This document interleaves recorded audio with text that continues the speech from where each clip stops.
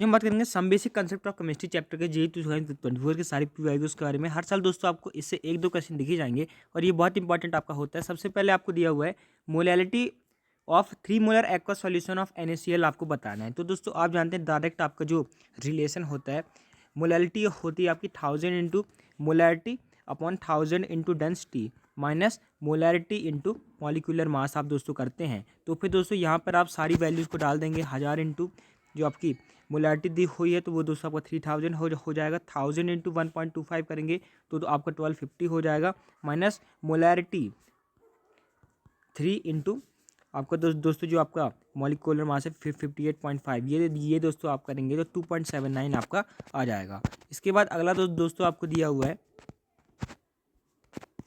अगला है दोस्तों आपका combustion of glucose produces CO2 and water. The combustion of oxygen required for the complete combustion of 900 gram of glucose आपको बताना है।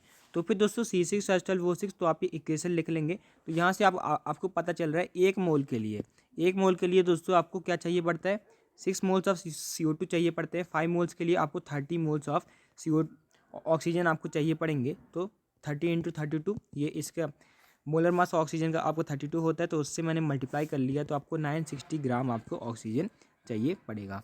इसके बाद अगला दोस्तों आपको दिया हुआ है the density of x molar solution of NaOH is 1.12 gram per millimetre while in molality the concentration of the solution is 3m then x is. तो दोस्तों ये दोस्तों आपको कमेंट करके बताना है।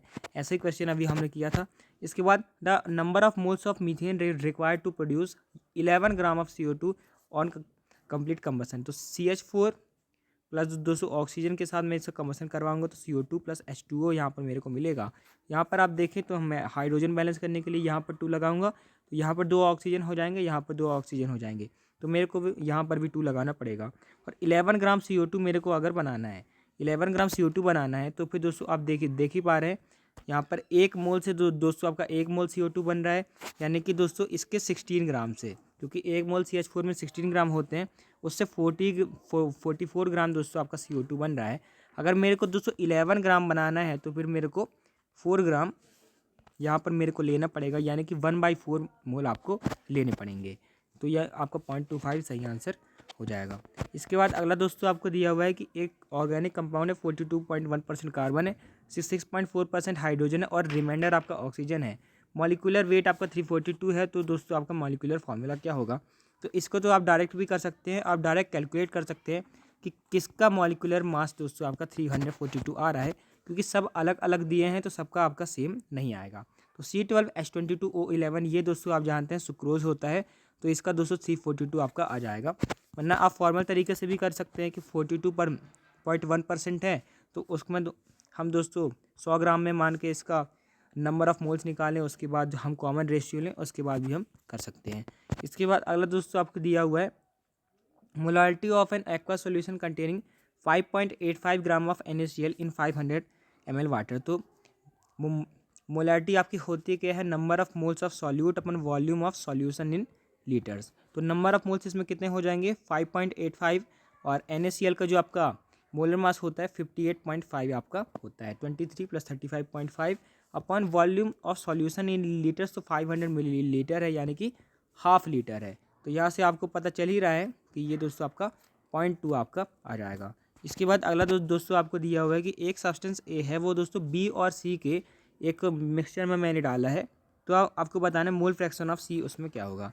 तो अगर दोस्तों पहले आपका ए और बी थे तो उसमें Na होगा, कुछ NB होगा। अगर मैंने दोस्तों सी डाल दिया तो फिर उसका मोल फ्रैक्शन क्या होगा, जो मोल फ्रैक्शन होता है आप कैसे लिखते हैं, number of moles of C upon total moles. तो टोटल मोल्स कितने होंगे, ए के भी होंगे, बी के भी होंगे और सी के भी होंगे। तो NC upon Na plus NB plus NC आपका सही आंसर हो जाएगा।